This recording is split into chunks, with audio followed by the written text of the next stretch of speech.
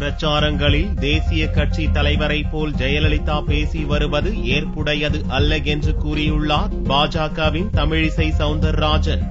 சென்னையில் பாரதிய ஜனதா கட்சியின் மாநில அலுவலகமான கமலாலயத்தில் புதனன்று செய்தியாளர்களை சந்தித்த அக்கட்சியின் தேசிய செயலாளர் தமிழிசை சவுந்தரராஜன், நாடு எங்கும் மோடி அலை வீசுவதாகவும் இதன் காரணமாக அசுர பலத்துடன் இந்த தேர்தலை பாரதிய ஜனதா கூட்டணி கட்சிகள் சந்திப்பதாக தெரிவித்தார். மேலும் தேசிய கட்சி தலைவரை போல ஜெயலலிதா பிரச்சாரம் செய்வதையும், முஸ்லிம் அமைப்புகளுடன் கூட்டணி ஏற்படுத்திக் கொண்டு மதச்சார்பின்மை குறித்து ஸ்டாலின் பிரச்சாரம் செய்வதையும் மக்கள் நிராகரிப்பார்கள் என்றார். கூட்டணியோடு அசுர பலத்தோடு நாங்கள் தேர்தலை சந்தித்துக் கொண்டிருக்கிறோம். பாரதிய ஜனதா கட்சி கூட்டணி மிகப்பெரிய வெற்றியை பெறும் என்ற ஒரு நிலை வந்திருக்கிறது. மரியாதைக்குரிய ஸ்டாலின் அவர்கள் திராவிட முன்னேற்ற கழகத்தை சார்ந்தவர்கள் பிரச்சாரம் செய்யும் பொழுது என்ன சொல்கிறார்கள் என்றால், மதச்சார்பற்ற கூட்டணி என்று சொல்கிறார்கள்.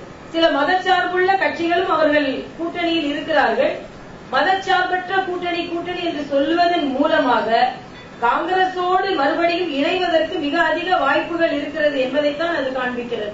அதே போல அனைத்து இந்திய அண்ணா திராவிட முன்னேற்ற கழகம் வரும் தேர்தலில் வெற்றி பெற்றால் மத்தியில் ஆட்சியில் பங்கெடுத்துக் கொள்ளும் அளவிற்கு நாங்கள் இருப்போம் என்று சொல்லிக் கொண்டிருக்கிறார்கள். தமிழகத்தில் உள்ள திட்டங்களே இன்னும் சரியாக நிறைவேற்றப்படாத நிலையில் மத்திய அரசின் பல திட்டங்களுக்கு நாங்கள் வழிவகுப்போம் என்று ஒரு தேசிய கட்சியை போல பேசுவது எந்த விதத்தில் அது மக்கள் ஏற்பார்கள் என்ற மிகப்பெரிய கேள்வி இருக்கிறது.